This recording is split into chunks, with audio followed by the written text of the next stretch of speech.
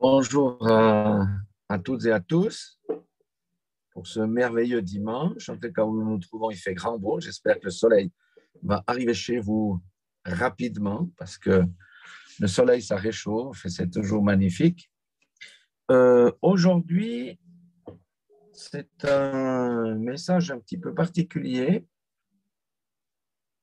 puisqu'il s'intitule « Porter le nom de Dieu ». Amen. Porter le nom de Dieu.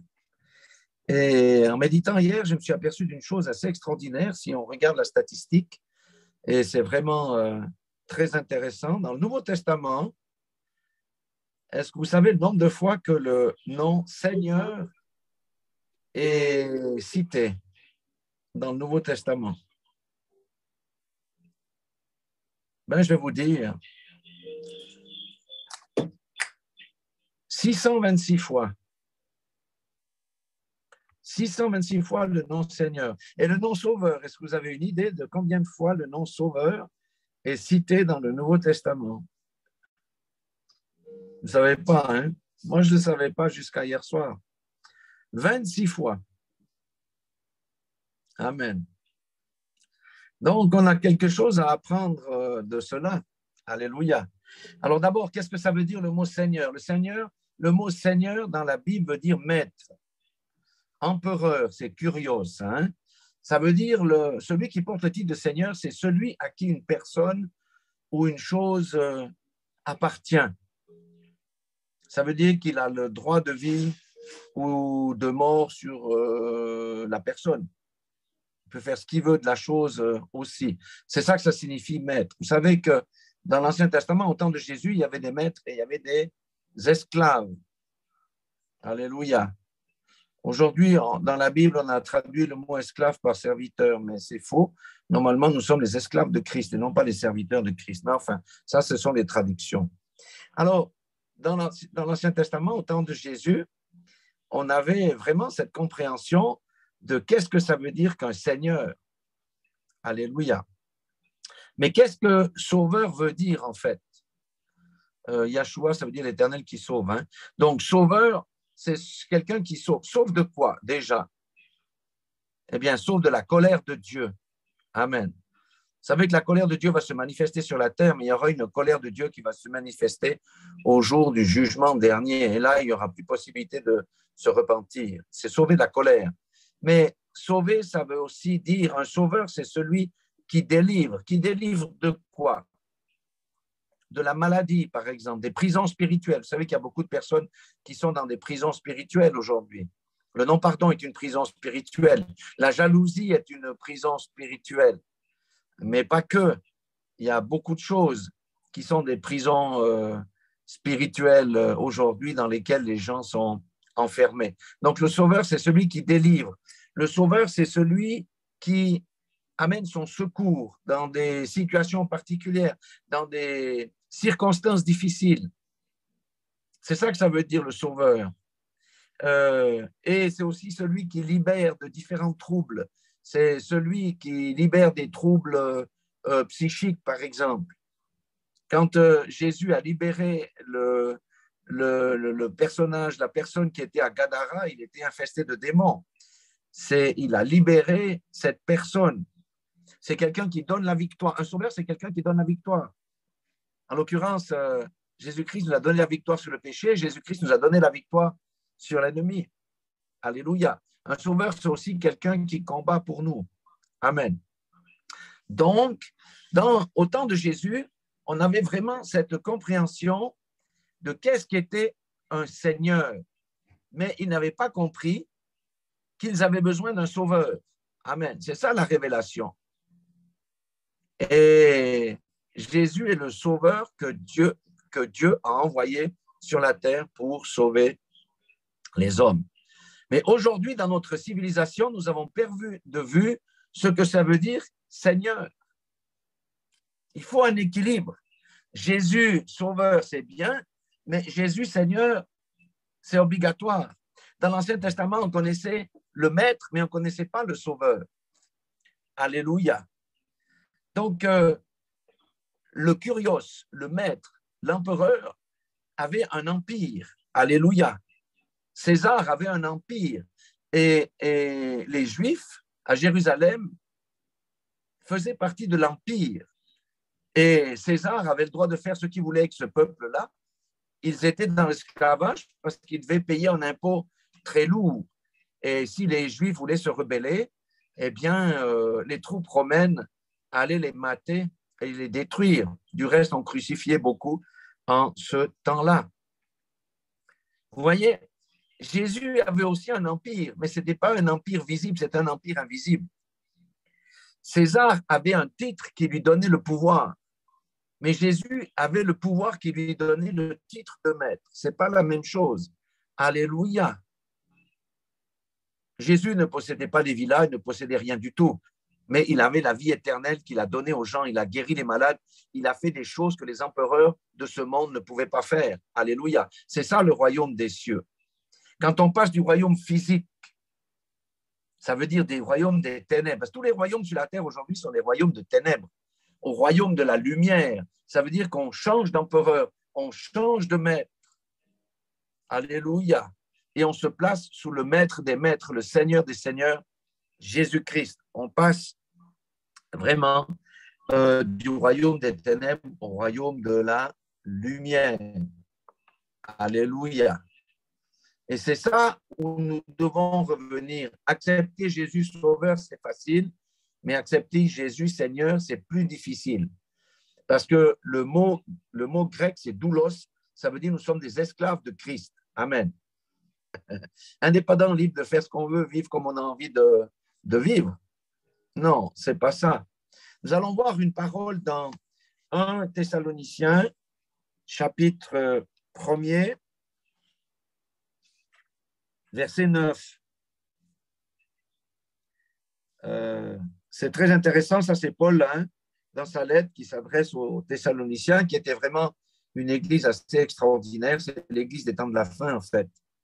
Et il dit, car on raconte un autre sujet, quel accès nous avons eu auprès de vous et comment vous vous êtes convertis à Dieu en abandonnant les idoles. Venir au Seigneur, c'est se convertir, ça veut dire changer de pensée, changer de mentalité, changer de direction, changer d'habit. Alléluia. C'est ça que ça veut dire. Et les Thessaloniciens ici, ils avaient abandonné leurs idoles. Vous savez que dans l'ancien temps, on adorait d'autres dieux. Les dieux grecs, les dieux romains, les dieux sous forme de statues et tout ça. Aujourd'hui, peut-être qu'on a moins ce genre de dieux, mais on adore d'autres dieux. L'homme adore d'autres dieux, adore des philosophies, l'hindouisme, le bouddhisme, Bouddha, des choses comme ça. Donc, quand on vient à Christ, on abandonne toutes nos idoles. Nos idoles, ça peut être des chanteurs, ça peut être des sportifs, ça peut être notre père, ça peut être notre mère. Ça veut dire quelqu'un qu'on met à la première place dans notre vie. C'est ça une idole. Ça peut être l'argent. Dans le monde occidental, la principale idole, c'est l'argent et le soi. Regardez aujourd'hui tous les selfies et toutes ces choses. Donc, ils ont abandonné tout ça. Ça veut dire que quand on vient à Christ, on abandonne notre vaine manière de vivre. Maintenant, c'est intéressant, c'est la deuxième partie. Il dit, on abandonne ça pourquoi?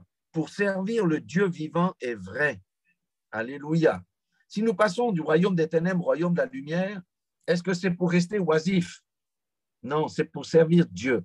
On verra de quelle manière on sert Dieu. Alléluia. Des fois, on a une vue erronée du service. Donc, nous sommes passés des lumières, des ténèbres à la lumière pour faire quoi? Pour servir Dieu, pour servir le Seigneur. Alléluia. Pour servir le Maître. Ça veut dire que notre vie ne nous appartient plus. C'est les bases, mais disons, c'est très important parce qu'on va avoir des choses très intéressantes ce matin. Je n'ai pas beaucoup de versets, j'en ai 4 ou 3 même. Donc ici, on voit très bien, pour servir le Dieu vivant, et notre espérance, elle est où? Il dit ici, et pour attendre des cieux son Fils, qu'il a ressuscité des morts, Jésus, qui nous délivre de la colère à venir. Amen. Qui n'est pas en alliance avec Christ subira la colère de Dieu sur cette terre, mais surtout après, lorsqu'il y aura le jugement dernier. Et la colère de Dieu, c'est le jugement dernier, et la colère de Dieu va se manifester en ce sens que les gens passeront par la seconde mort en étant jetés dans les temps de feu avec Satan et ses anges. Alléluia. On ne doit jamais perdre de vue ça. Le salut ne nous a pas été donné pour qu'on vive n'importe comment. Autrement, ce n'est pas le salut. On n'a pas eu une vraie conversion. Une vraie conversion, induit des changements de comportement. C'est un progrès. Nous marchons de progrès en progrès. Nous allons de gloire en gloire. Nous marchons dans la sanctification. Et c'est le Saint-Esprit qui nous transforme, qui renouvelle nos pensées, pour autant qu'on veuille collaborer avec lui. Amen. Si on ne veut pas collaborer avec le Saint-Esprit, on reste dans notre état. Mais à notre mort, c'est le jugement qui nous attend. Alléluia. Il faut être clair là-dessus. Le deuxième verset, c'est juste dans Colossiens, juste une page en avant. Colossiens chapitre 3, versets 23-24.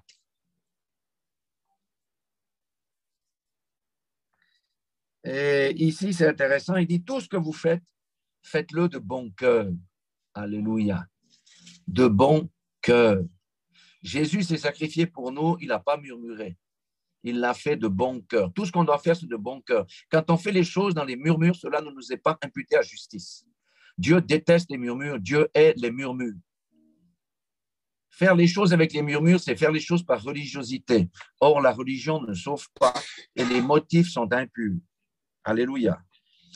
Faites-le de bon cœur comme pour le Seigneur. Tout ce qu'on fait, si on le faisait pour le Seigneur, on éviterait de faire bien des bêtises. Et non pour les hommes, parce que trop souvent, on cherche la reconnaissance des hommes pour être quelqu'un. Ça, ce sont des mauvais motifs. Si nous faisons le bien, nous faisons le bien pour le Seigneur en premier, pas pour obtenir la reconnaissance des hommes. Alléluia. Sachant que vous recevrez du Seigneur l'héritage pour récompense. L'héritage, c'est l'héritage de la vie éternelle. Amen. On sait que sur cette terre, la vie est difficile. Alléluia. Bien sûr que nous avons des bénédictions. Nous jouissons de la protection de Dieu. Nous avons la victoire dans les épreuves, mais on doit quand même passer par les épreuves. Alléluia. Pourquoi on vit dans un monde pourri?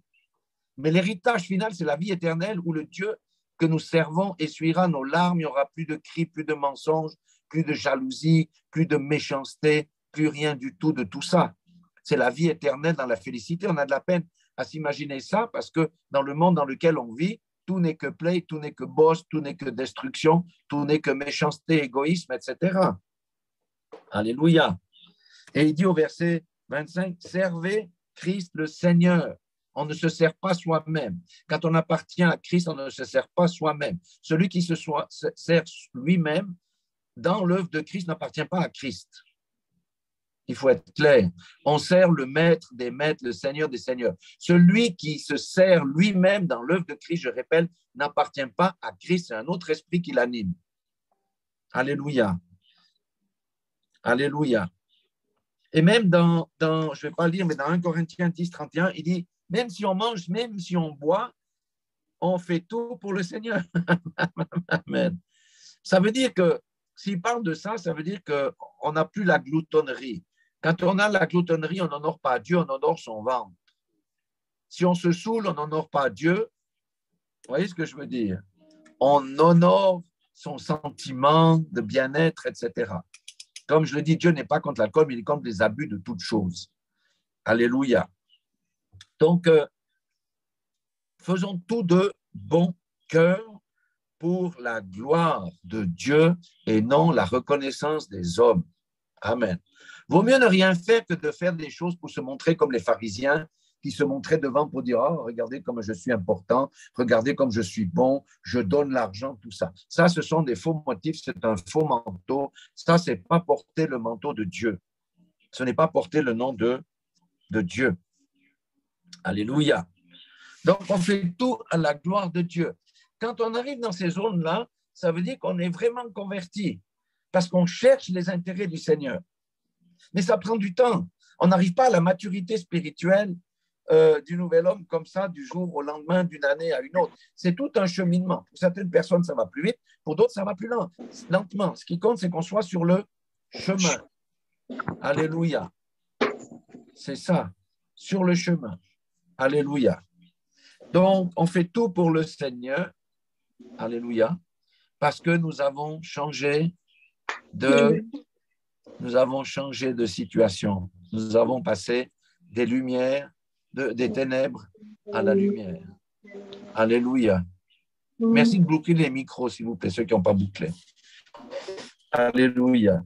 Maintenant, j'aimerais prendre, quand j'ai dit porter le nom du Seigneur, porter le manteau du Seigneur, ça fait écho à un commandement que nous allons lire dans Deutéronome, un commandement que nous comprenons mal, enfin, moi, je n'avais pas compris comme ça, parce que j'avais toujours compris ce commandement. On va le lire d'abord, je vous dirai comment je l'avais compris. C'est Deutéronome chapitre 5, verset 11.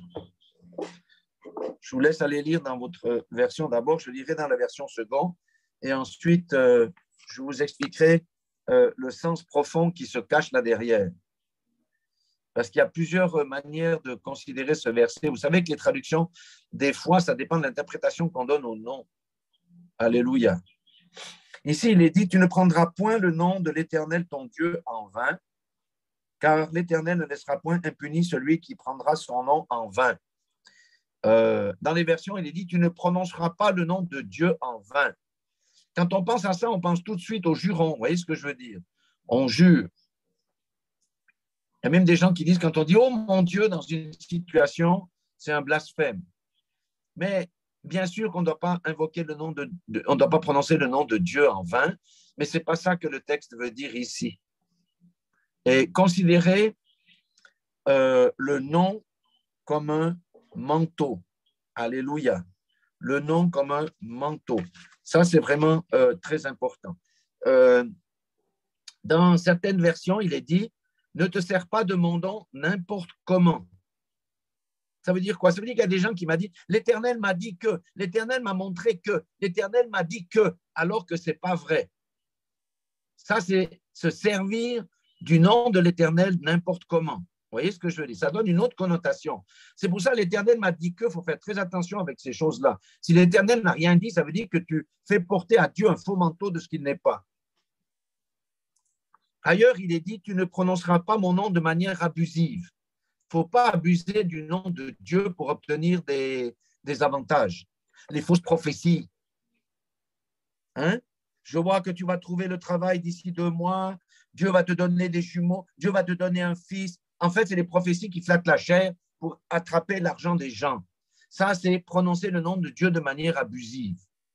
Vous voyez, c'est très profond ce que je suis en train de vous dire ici. Dans Bible Semeur, j'aime beaucoup celui-là. Il dit, tu n'utiliseras pas le nom de l'Éternel pour tromper, car l'Éternel ne laisse pas impuni celui qui utilise son nom pour le tromper. Alléluia. C'est beaucoup plus loin que simplement jurer. Vous voyez ce que je veux dire?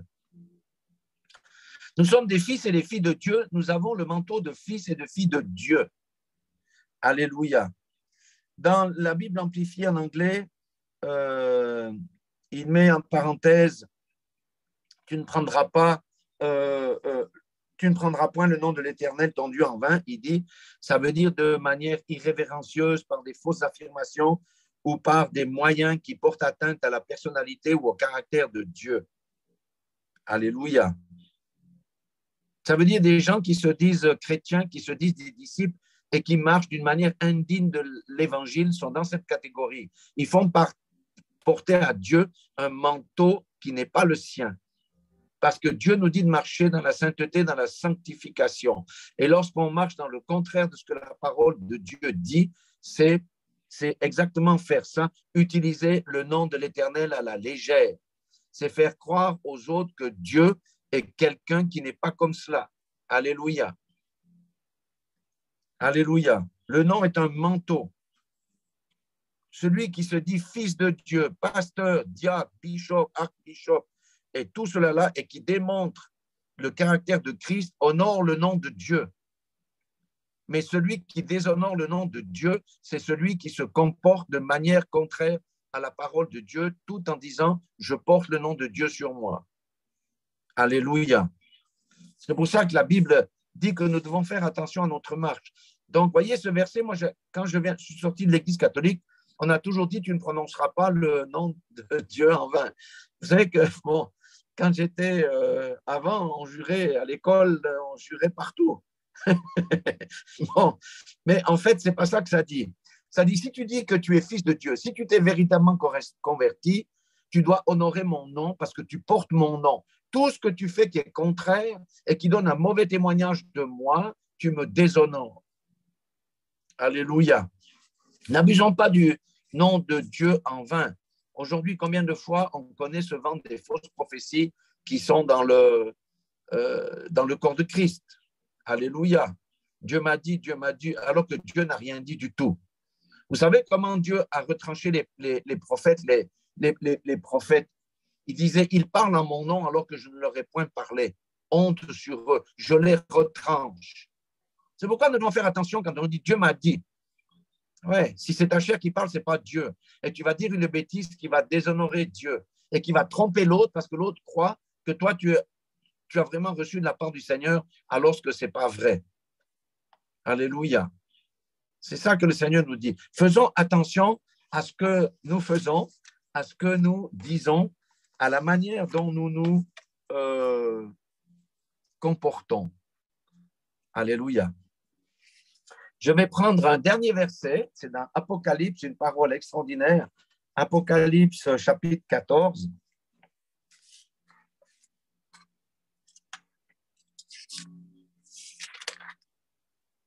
Verset 13. On va prendre même le verset 12 parce que c'est vraiment merveilleux. Apocalypse chapitre 14, versets 12 et 13. Il dit, c'est ici la persévérance des saints. La persévérance, ça veut dire les gens qui vont jusqu'au bout. Alléluia. On va jusqu'au bout parce que beaucoup s'arrêtent au milieu du chemin ou s'arrêtent presque à la fin du chemin, juste avant de franchir la ligne d'arrivée parce que les choses deviennent plus dures. Le Seigneur a dit, lorsque le Fils de l'homme reviendra sur la terre, trouvera-t-il de la foi? C'est la persévérance. Il dit ici, c'est ici la persévérance des saints qui gardent les commandements de Dieu et la foi de Jésus. Amen. Vous savez que le monde chrétien entier entre dans la persécution aujourd'hui. On le sait. Il faut être stupide pour ne pas voir les choses du point de vue spirituel. Le véritable chrétien est haï du monde parce que ses valeurs ne sont pas les mêmes que celles du monde. Amen. Et c'est ça la persévérance. Celui qui garde les commandements. Si le commandement dit ne tueras point, tu ne peux pas cautionner l'avortement. Si les commandements disent Dieu a créé l'homme et la femme pour qu'ils soient un, eh bien, tu ne peux pas accepter que Dieu a créé l'homme pour l'homme et la femme pour la femme et toutes ces histoires à la noix de coco qu'on entend aujourd'hui. C'est ça la persévérance. Et j'entendis du ciel une voix qui disait, écris, heureux dès à présent les morts qui meurent dans le Seigneur. Ça veut dire qu'ils meurent toujours en étant un véritable fils de Dieu, un disciple de Christ. Alléluia. Parce qu'on ne sait pas quand il va revenir. Mais si nous mourons dans le Seigneur, il dit heureux. Oui, dit l'Esprit. Maintenant, c'est là que ça nous intéresse. Afin qu'ils se reposent de leurs travaux, car leurs œuvres les suivent. Amen. Qu'ils se reposent de leurs travaux. On a vu dans le premier verset dans 1 Thessaloniciens qui nous a fait passer des ténèbres à la lumière pour servir le seul vrai Dieu. Ils ont abandonné les idoles pour servir le seul vrai Dieu. Dieu attend de chacun d'entre nous un service. Dieu nous a donné des talents. Dieu nous a donné des dons. Pas à tous la même chose, pas à tous selon la même mesure. Mais nous devons entrer dans le service. Et des fois, le service, vous savez, c'est ne rien faire, mais montrer aux autres qui nous sommes au travers de notre bouche, de nos comportements. Ça, c'est la première des choses. Amen. Et quelles sont les œuvres justes des saints? Alors, d'abord, pourquoi on doit servir Dieu? Et pourquoi on doit manifester le nom de Dieu? Pourquoi ne devons-nous porter le nom de Dieu? Nous avons un titre, nous sommes des fils de Dieu. Amen. Alléluia. Et un fils a une filiation, il a un père. Même dans le naturel, on connaît les histoires de, comment on appelle ça? Des héritages, des héritages lorsque quelqu'un naît. Alléluia. On a des caractéristiques de notre père. Alléluia. Donc, pourquoi on doit porter le nom de Dieu? La première des choses, c'est pour glorifier Dieu. Notre vie tout entière doit glorifier Dieu. Doit glorifier Dieu. Même l'homme là, Vulcic, je ne connais pas son prénom. Vous savez, cet homme-là qui est né sans bras, sans jambes. Mais il glorifie Dieu avec sa bouche. Le gars là démontre la joie. Alléluia. Il glorifie Dieu. Aujourd'hui, il va même prêcher. Il glorifie Dieu. par son comportement. Donc, on doit glorifier Dieu. Nous devons porter le nom de Dieu de manière digne. Faisons tout comme pour le Seigneur. Si Jésus était là, je vous garantis qu'on ferait les choses différemment dans bien des circonstances. Ou bien, bien sûr, gardons à l'esprit, faisons tout comme pour le Seigneur Jésus. Alléluia. Notre mauvaise humeur disparaîtrait d'un coup. Si Jésus était là, vous croyez que je serais encore fâché contre quelqu'un? Absolument pas. Si Jésus était dans le même train que je voyage, est-ce que vous croyez que je chercherai mes propres intérêts? Je vais chercher plutôt à le faire confortable, etc. Or, notre prochain, c'est celui qui représente Jésus sur la terre. C'est pourquoi Jésus a dit, vous m'avez donné à boire quand j'avais soif, vous m'avez vêtu vous m'avez visité quand j'étais en prison. Alléluia. Ça, c'est témoigner d'un bon comportement. Donc, nous devons porter le nom de Jésus de manière digne. C'est pour ça qu'on ne jure plus. C'est pour ça que nous faisons attention à notre bouche, à ce que nous disons. Et puis, aussi, nous devons être utiles à notre maître. Jésus a parlé du serviteur inutile. Le serviteur inutile, il a dit quoi? Viens dans mes bras, serviteur inutile. Non, il a dit, va dans les ténèbres du dehors, là où il y a des pleurs et des grincements de dents. Alléluia. Encore une fois, Dieu va réclamer beaucoup à celui qui a beaucoup reçu. Celui qui a moins reçu, ma foi, le Seigneur va demander par rapport à ce qu'il a reçu. Donc, nous devons être utiles à notre maître. Et comment on est utile à notre maître? En faisant ce qu'il nous dit. Alléluia. Les esclaves, vous savez, ils avaient une marque à l'oreille. On perçait leur oreille, puis on mettait un anneau. Et ils n'avaient pas d'autre choix que de faire ce que le maître leur disait. Alléluia. Mais en contrepartie, l'esclave, lorsqu'ils avaient des bons maîtres, ils étaient bien nourris, ils étaient logés, ils étaient protégés. Il y avait une certaine contrepartie de bénédiction qui venait sur eux. Après, il y avait aussi des maîtres méchants. Mais nous savons que notre maître, Jésus est un bon maître. Alléluia. Il nous accompagne au travers des difficultés, il nous donne la victoire dans nos épreuves, il nous bénit avec la santé, avec des tas de choses. Alléluia. Et puis, vous savez, la Bible dit aussi que nous sommes appelés à faire des œuvres qu'il a préparées d'avance. Ça veut dire que nous devons avoir une relation avec le Saint-Esprit pour savoir ce qu'on doit faire. Beaucoup de gens font des œuvres que Dieu ne leur a pas demandé de faire. C'est des bonnes œuvres, c'est vrai, mais ce n'est pas celle-là que… Vous voyez, si Dieu te dit, va à Zurich, puis toi, tu vas à Lugano, et tu vas prêcher la parole, mais ce n'est pas ce que Dieu t'a demandé, parce que les bonnes œuvres t'attendent à Zurich et non à Lugano. C'est pour ça, les œuvres qu'il a préparées d'avance, nous devons avoir une relation avec le Saint-Esprit pour savoir qu'est-ce qu'on doit faire. Alléluia. Et le Seigneur, plus on a la communion avec lui, plus nous avançons, nous va le révéler. Alléluia. Alors, la Bible dit aussi que nous sommes une lettre vivante. Ce n'est pas celui qui dit « je suis un disciple de Christ » qu'il est. C'est celui qui le démontre par les actes. Alléluia. Beaucoup disent « je suis chrétien ». Va voir gratter la vie de ces gens-là.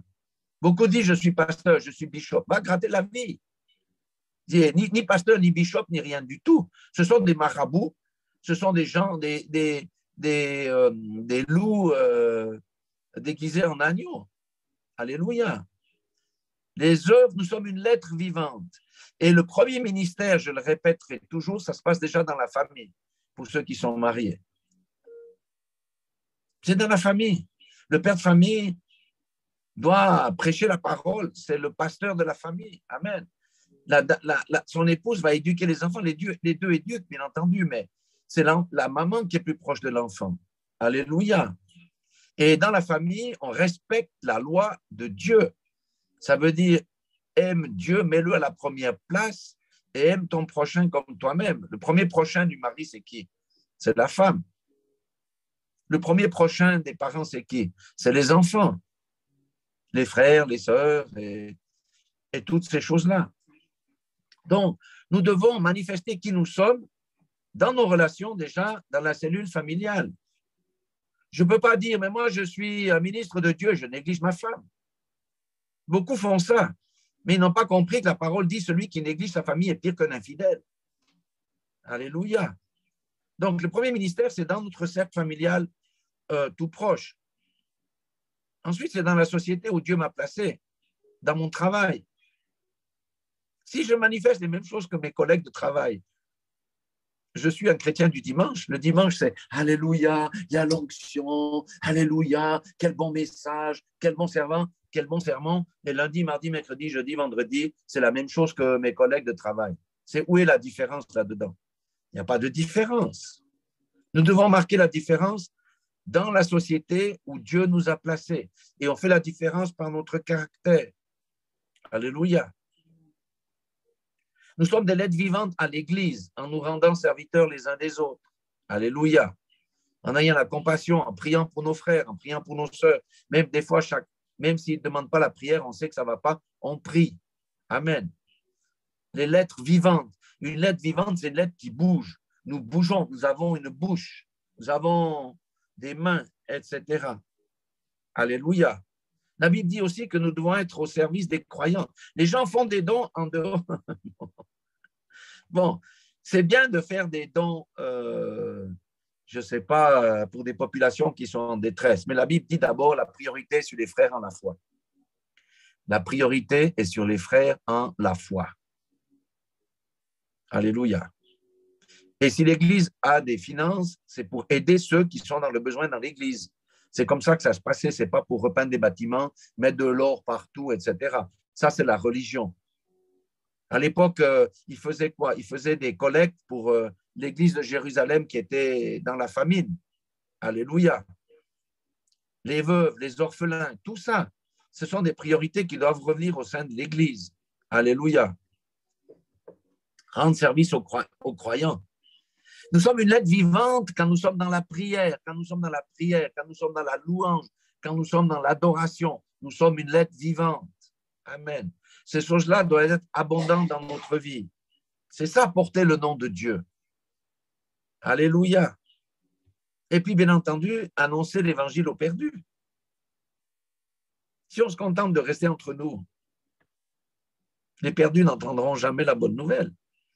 Même s'il y a beaucoup de rejet, ça n'a pas d'importance. Ce n'est pas notre problème.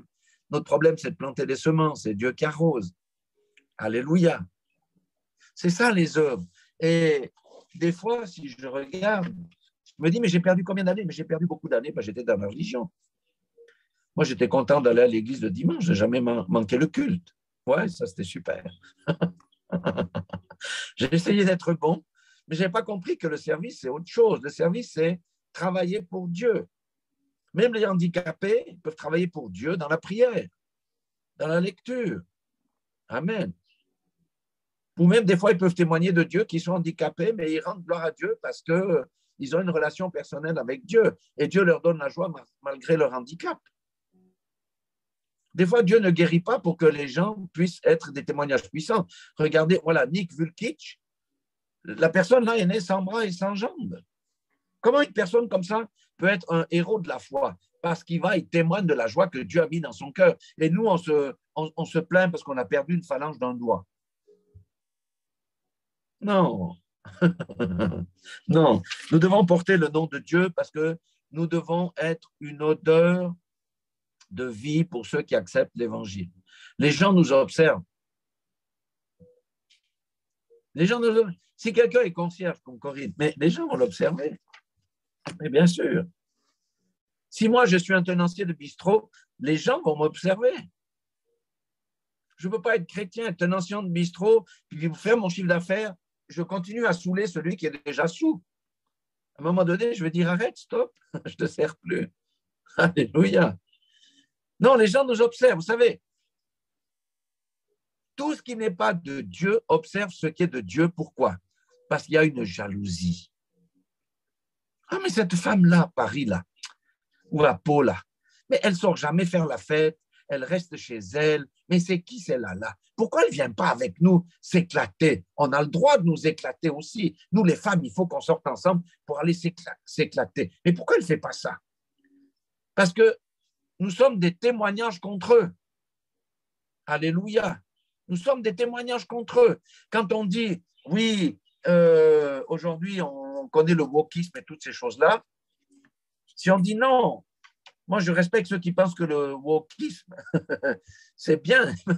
Je respecte, mais je n'adhère pas du tout parce que c'est anti-scripturaire. Et là, vous allez ramasser des tomates. Hein. Si vous dites que non, l'homosexualité, c'est quelque chose contre nature, vous allez recevoir des tomates. Mais ça ne fait rien. Moi, je m'en fiche. Je préfère le dire. Je respecte ceux qui font ça. C'est leur choix. Chacun est libre de ses choix, mais pas de ses conséquences. Alléluia. L'homme peut décréter que c'est des relations naturelles. C'est comme si vous connaissez la loi de Newton. Hein, une pomme tombe de l'arbre parce qu'elle est attirée par l'attraction. C'est comme si le gouvernement mondial va décréter que la loi de l'attraction, la loi de Newton n'est plus valable. Tu peux le mettre par écrit. Non, la loi de Newton n'est plus valable. Maintenant, si tu essaies de te jeter du 3e étage, est-ce que tu vas monter ou tu vas descendre?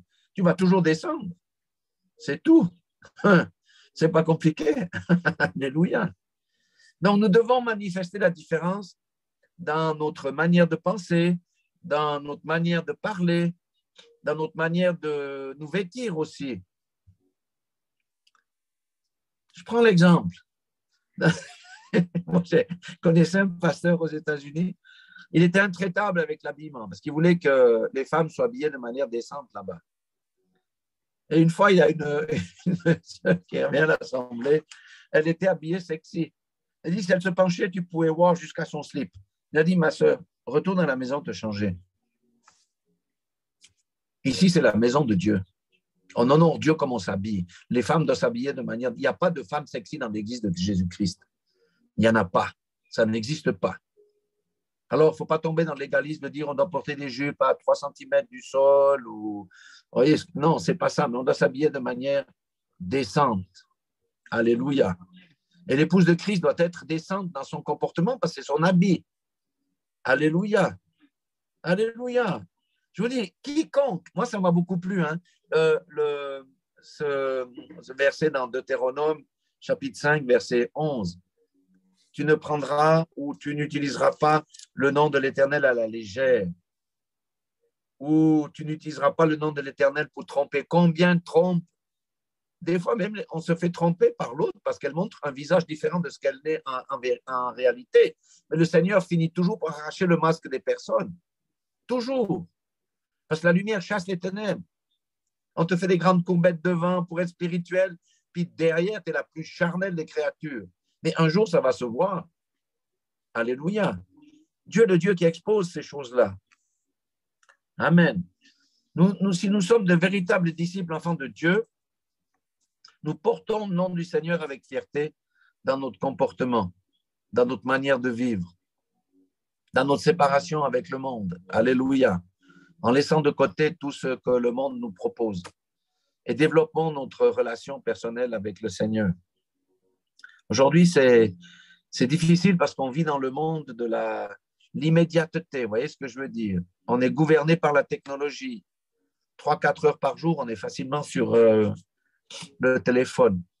Essayons de faire une semaine sans téléphone, je vous assure que ça va être très difficile. C'est pourquoi nous devons plutôt nous lever la nuit, ou en tout cas très tôt dans le matin pour passer la première des choses, un bon moment avec le Seigneur. J'ai lu ce fermier, un fermier qui a 75 ans, que Dieu utilise de manière puissante. Il fait des rassemblements de 1 500 000 fermiers. Hein. Les gens viennent. Ils prient. Sécheresse pendant 7 ans. Le Seigneur m'a dit, va prier là-bas. Il organise une grande conférence de prière. 1 400 000 personnes là.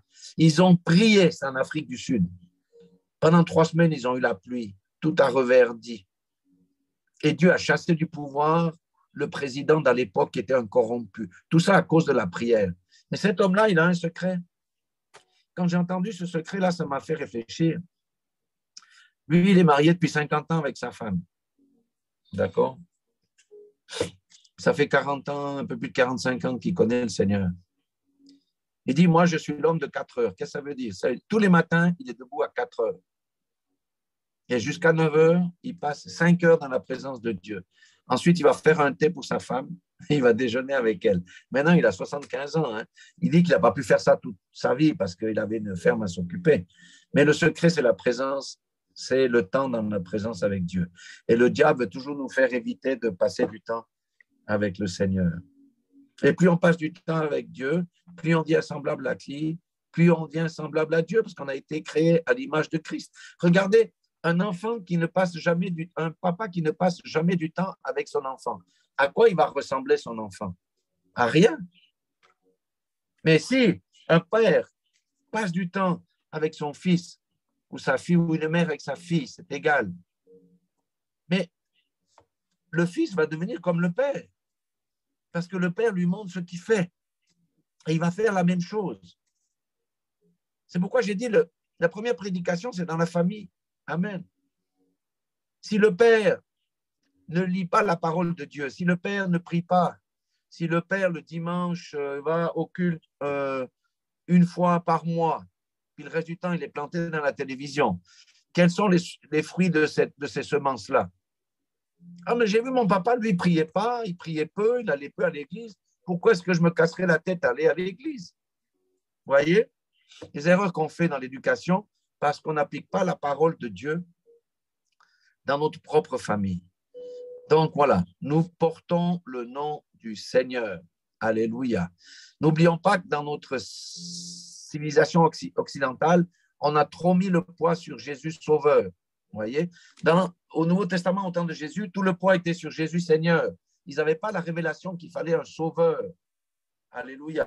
Nous avons eu la révélation qu'il faut un Sauveur, mais il faut accepter que Jésus soit Seigneur de notre vie. Amen. Sinon, c'est un avortement spirituel. Et nous portons le nom de Dieu, c'est comme ça que nous témoignons. Des fois, en ne disant rien du tout, on témoigne plus qu'en disant des choses. Parce que des fois, quand on dit des choses, on est maladroit, on est accusateur, on est juge et toutes ces choses-là. Commençons à faire les choses bien, bien mieux. Quand j'étais gamin, on avait à l'école, je crois, 3 heures par semaine de savoir-vivre. On avait un petit bouquin qui s'appelait le savoir-vivre. Si tu vas dans le bus à Sion, eh bien, tu te lèves pour laisser la place à la personne âgée. Si une personne âgée a un cabas, tu vas l'aider jusqu'à la maison. On avait toutes ces histoires de politesse qui aujourd'hui, ça n'existe plus du tout.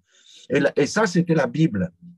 Je vous assure. Parce que quand on prend soin des personnes âgées, quand on prend soin d'autrui, amen, on prend soin de Jésus.